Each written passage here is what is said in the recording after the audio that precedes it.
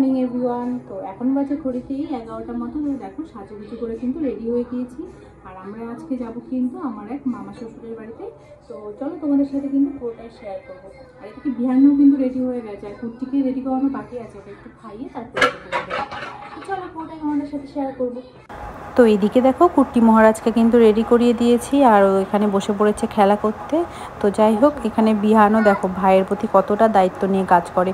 তো ভাইকে দেখো জুতো পরানো বাকি আছে, তো ওই জন্য কিন্তু জুতো নিয়ে চলে এলো ভাইকে জুতো পরিয়ে দেওয়ার জন্য। আমি যত বিহানকে দেখি আর অবাক হই, দুদিন আগে যেই ছেলেটা নিজে জুতো পরতে পারতো না, সে আজকে চলে এলো ভাইকে জুতো পরিয়ে দিতে।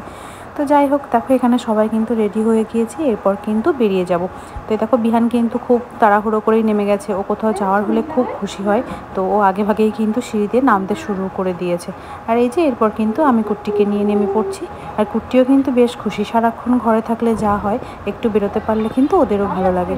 তো যাই হোক, এখানে কিন্তু উবের বুক করে দেওয়া হয়েছিল, তো উবের চলে এলো, আর এখানে কিন্তু আমরা এবার গাড়িতে উঠে পড়লাম। তো প্রথমে ভেবেছিলাম মেট্রো করেই যাব, কিন্তু এখন এই দুপুর 12টার সময় বেরোনোর সময় দেখতে পেলাম এত গরম লাগছে, তো এই জন্য কিন্তু আর সাহস হলো না যে মেট্রো করে যাই।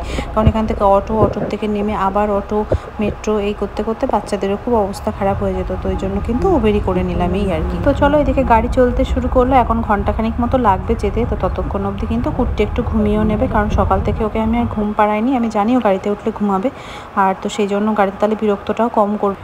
এই সময় ভাবলাম একটু রাস্তাঘাট ফাঁকা থাকবে, কিন্তু যাওয়ার সময় অনেকটাই সময় লেগে গেছিলো, কারণ রাস্তায় খুবই জ্যাম ছিল।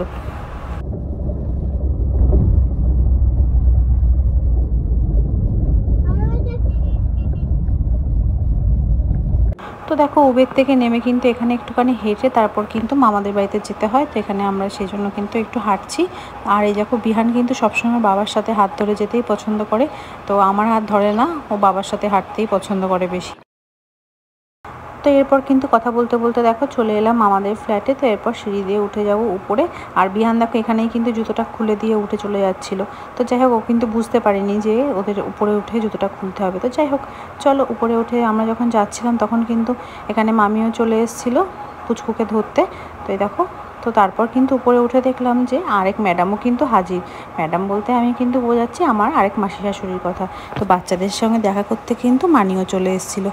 তো যাই হোক, আমরা কিন্তু সেটা জানতাম না, গিয়েই দেখলাম আর কি। তো ভালোই হলো, সবার সাথে কিন্তু দেখাও হয়ে যাবে। তো যাই হোক, এখন কিন্তু ঘড়িতে বাজে এই 2:30 মতো। তো এরপর কিন্তু বাচ্চাদেরও খিদে পেয়ে গেছে। তো এরপর প্রথমেই আমি কুট্টিকে খাইয়ে দিয়েছি গিয়েই, আর তারপর কিন্তু চলে এলাম বিহানকে খাওয়াতে।